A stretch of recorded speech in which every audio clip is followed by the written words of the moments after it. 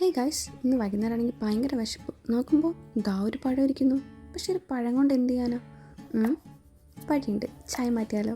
ഇതാ ഇവിടെ നോക്കുമ്പോൾ മുട്ടയും. അപ്പം സെറ്റ്. അപ്പം നമുക്ക് തുടങ്ങാം.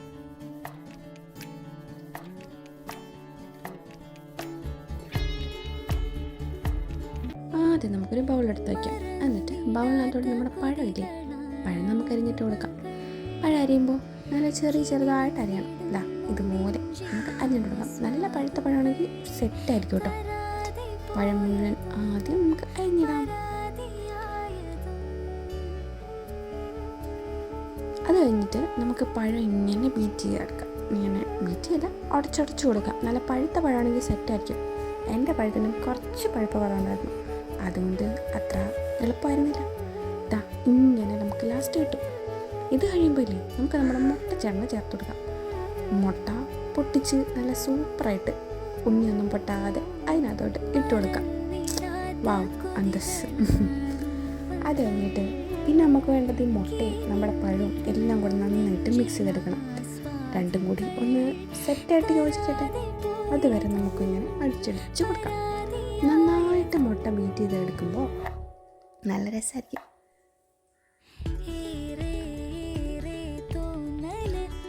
എന്നിട്ട് മുട്ടയും നമ്മുടെ പഴവും ഒക്കെ നന്നായിട്ട് ബീറ്റ് ചെയ്ത് കഴിയുമ്പോൾ എന്നിട്ട് കുറച്ച് പാൽ ഒഴിച്ച് കൊടുക്കാം. ചുമ്മാ ഒന്നിച്ചിരി ലൂസാവാൻ വേണ്ടിയിട്ട് പാലും കൂടിയിട്ട് ഇത് മൂന്നെണ്ണത്തിനും കൂടെ നമുക്ക് നന്നായിട്ട് ഇന്ന് യോജിപ്പിച്ചെടുക്കാം. മൂന്നും കൂടെ യോജിക്കുമ്പോൾ സൂപ്പറായിരിക്കും. നന്നായിട്ട് ബീറ്റ് ചെയ്ത് കൊടുക്കാം. എന്നിട്ട് ഇങ്ങനെ ഓരോരുത്തരെത്തുന്ന സമയത്ത് ഇനി നമുക്ക് അടുത്തതിനകത്തുള്ളത് പൊടിയാണ്. പൊടി നമുക്ക് അരിച്ച് വെച്ച പൊടി ഇടണം. മൈദയോ ഗോതമ്പോ എന്താ നിങ്ങൾക്ക് ഇഷ്ടമെന്ന് വെച്ചാൽ അതിട്ട് കൊടുത്താൽ മതി.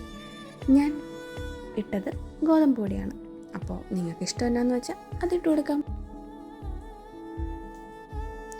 ഞാനിപ്പോൾ ഒരു 3-4 ടേബിൾ സ്പൂണൊക്കെ ഇട്ട് കൊടുത്തിട്ടുണ്ട് കേട്ടോ. നിങ്ങൾക്ക് വേണ്ട ഇടാം. ഇട്ടിട്ട് നമുക്ക് എല്ലാം കൂടി നന്നായിട്ട് യോജിപ്പിച്ചെടുക്കാം. ഇതാ കിടക്കുന്നു. വൃത്തി കിടക്കണം കേട്ടോ, അല്ലേ താഴ്പോ. കുഴപ്പമില്ല. എന്തായാലും ഉള്ളത് നമുക്ക് നല്ല സെറ്റായിട്ട് ഇളക്കി മിക്സ് ചെയ്തെടുക്കാം. ഇച്ചിരി ടൈം എടുക്കും കേട്ടോ. നല്ല വൃത്തിക്ക് സമയമെടുത്ത് ചെയ്താൽ മതി, ഒരു കുഴപ്പമില്ല. ഇളക്കി നല്ല സെറ്റാക്കി എടുക്കണം.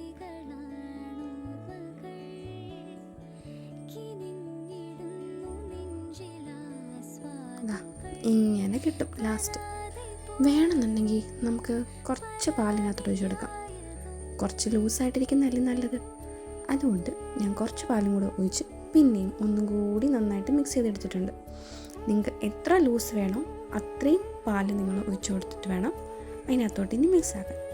ലാസ്റ്റ് ഇനി നമുക്ക് കുറച്ച് ഉപ്പ്, ഒരു ലേശം മതി കേട്ടോ.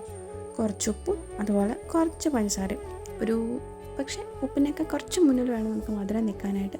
അതുപോലെ പഞ്ചസാരയും കൂടി ഇട്ട് കൊടുത്തിട്ട് പിന്നെയും നന്നായിട്ട് മിക്സ് നന്നായിട്ട് ഇളക്കി കൊടുക്കാം. ഇളക്കി പഞ്ചസാരയും ഇതെല്ലാം സെറ്റാകുന്ന സമയത്ത് ഇത് നമുക്ക് അങ്ങോട്ടേക്ക് മാറ്റി വെക്കാം. ഓക്കെ, അപ്പോൾ നമ്മുടെ മാവ് ഇവിടെ റെഡി ആയിട്ടുണ്ട്. ഇനി നമുക്ക് നെക്സ്റ്റ് പ്രോസസ്സ്. അതെ, ദോശക്കല്ലെടുത്ത് അടുപ്പിൽ വെച്ച് നമ്മുടെ ദോശക്കല്ല് നന്നായിട്ട് ചൂടാകുമ്പോൾ നമ്മൾ അതിനകത്തോട്ട് ബട്ടറോ എണ്ണയോ, എനിക്ക് തോന്നുന്നു ബട്ടറായിരിക്കും കുറച്ചും കൂടി നല്ലത്, ഒഴിച്ച് മിക്സ് ചെയ്തെടുത്തിട്ട് നമുക്ക് ഈ മാവ് ഇട്ട് കൊടുക്കാം. ഞാൻ 2 സ്പൂൺ മാവാണ് ഇട്ട് കൊടുക്കുന്നത്. പക്ഷേ പരത്താൻ അത്ര എളുപ്പമല്ല കേട്ടോ. ദോശയൊക്കെ പരത്തുന്ന പോലെ നമ്മൾ ഈ പരത്തിയെടുക്കണം, പക്ഷേ അത്ര എളുപ്പമല്ല. ഇതാ പോയി, കണ്ടില്ലേ? ഇതാണ് അവസ്ഥ. സൂക്ഷിച്ചും കണ്ടും പരത്തണം. അപ്പോൾ നന്നായി പരത്തി സെറ്റാക്കി എടുക്കണം. എന്നിട്ട് ചൂടാകുമ്പോൾ തിരിച്ചിട്ട് കൊടുക്കണം. തിരിച്ചിടുമ്പോൾ നല്ല സാറ്റിസ്ഫാക്ഷൻ. ഇതാ കഴിഞ്ഞു. തിരിച്ചിട്ട് സൈഡ് ചൂടാകുമ്പോൾ എടുത്തു. എല്ലാം സെറ്റ്. ഇനി നമുക്ക് നമ്മുടെ ഇതിനകത്തോട്ട് തേൻ ഒഴിച്ചിട്ട് അഴിക്കുവാണെങ്കിൽ സൂപ്പർ സാധനമായിരിക്കും. അപ്പോൾ വീഡിയോ ഇഷ്ടപ്പെട്ട് വിചാരിക്കുന്നു. Stay tuned. Bye guys.